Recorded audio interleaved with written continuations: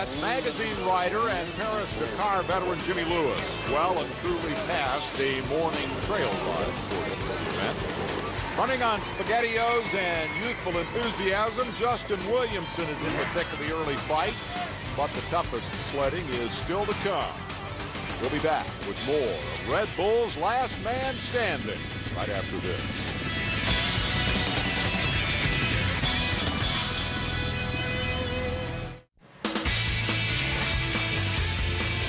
Welcome back to Last Man Standing. There's a particularly devilish section of the Red River Motorcycle Park course. It's called Boulder Hill for the obvious reason.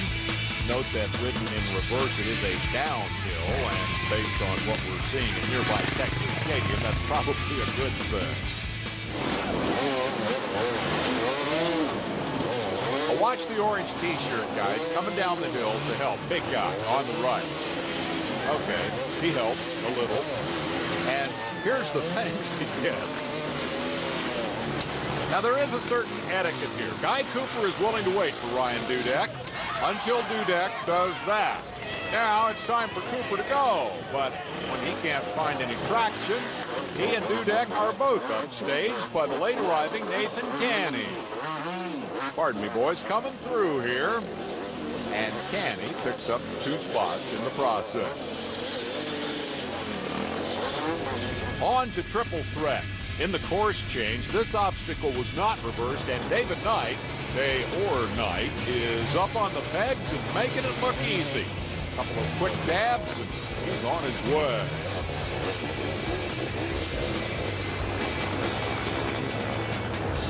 In contrast, Jimmy Lewis down in the seat and paddling. Fatigue taking its toll. Hey, give Jimmy credit. He's moving. At least he's out in front of this.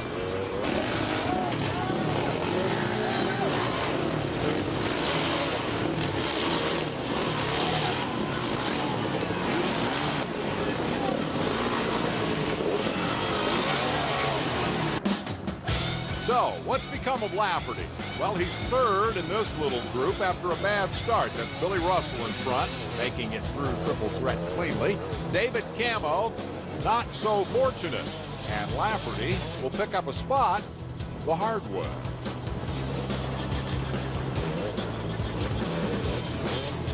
All right, it may not be pretty, but that position is critical. With Knight out front riding his own pace, Lafferty must get out of these bottlenecks to have any shot at last man standing. As for Camo, well, it only gets worse.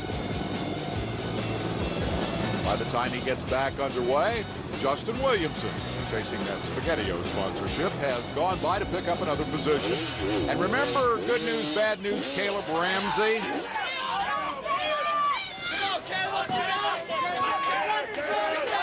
Can you tell that Caleb's local? From Weatherford, Texas. Brought the whole fan club.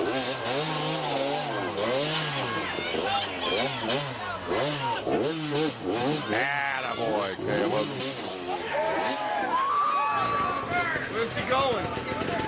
Somewhere between hither and thither. Billy Russell got lost. Jeff Fredette had the same problem, but a different solution. Yeah, there you go. Now we're back where we belong. Based on the problems there in broad daylight, the nighttime crowd at Joshua Tree have reason to expect the worst. But when the first headlight appears, David Knight delivers a one-dab masterpiece.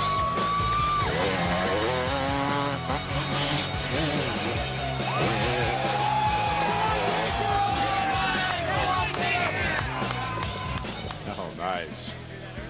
Next to appear, it's Lafferty. He's made his way to second spot. The opportunity there to gain ground on the leader.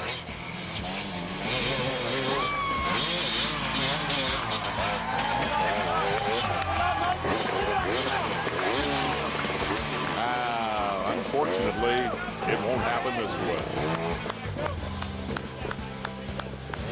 Behind, the night grows even longer for Fredette. But hey, when you've been winning ISDE medals for a quarter century, what more do you have to prove?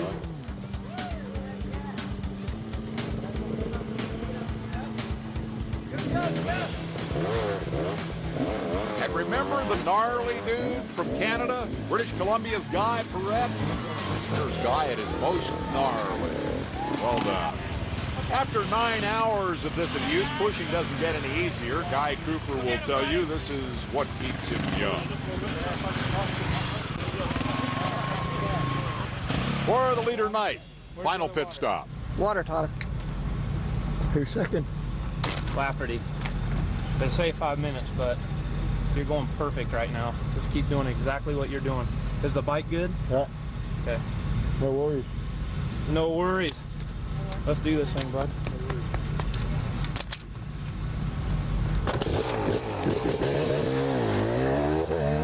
For some guys, it just seems to come so easy. For others, it is so very, very hard.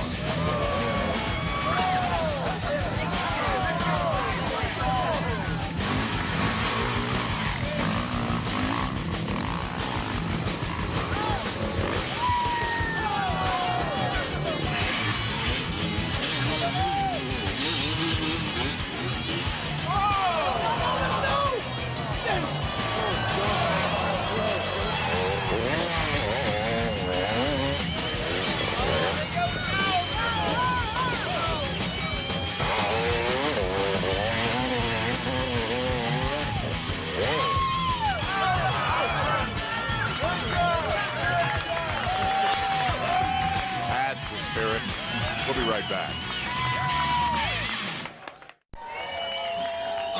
The last man standing competition is in its final lap, and here's why David Knight has led it from the beginning. Even when he loses momentum, he pulls the fat from the fire. The only damage to the sponsor's sign. Boom. For others, it's over.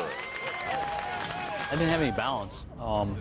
Going in straight lines with a little bit of a groove in it and stuff, and I was just doing a lot of wobbling and stuff. And Fatigue.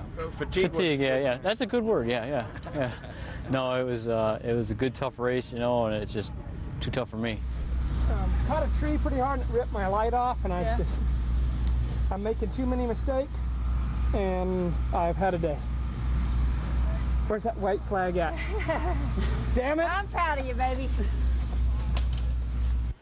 There has been another development out there in the darkness. Nathan Kinney is up to second place. Lafferty has crashed, destroying his headlight and forcing a return to the pits. That sets up a fight for the last spot on the podium. Justin Williamson has it, but he's stuck, and Lafferty is nipping at his heels. Literally.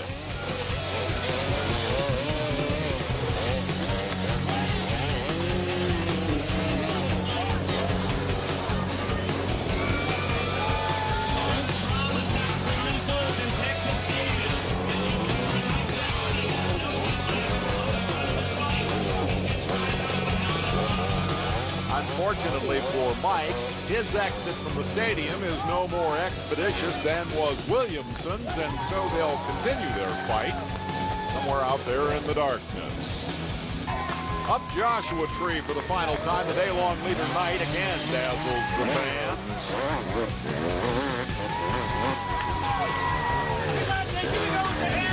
This time, he savors a quick bit of refreshment into the checker.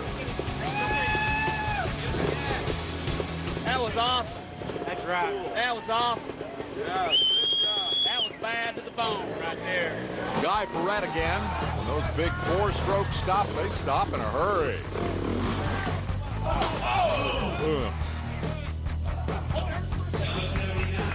Fortunately, Guy didn't get his leg between the rock and the big four-stroke. He presses on to 13th place.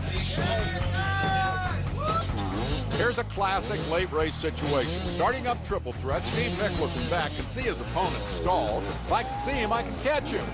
But that means so little, too much throttle, and Nicklaus winds up 16th. But the point is, you never stop trying to make that pass. For Nathan Canny in second place, this is potentially the ride of his career.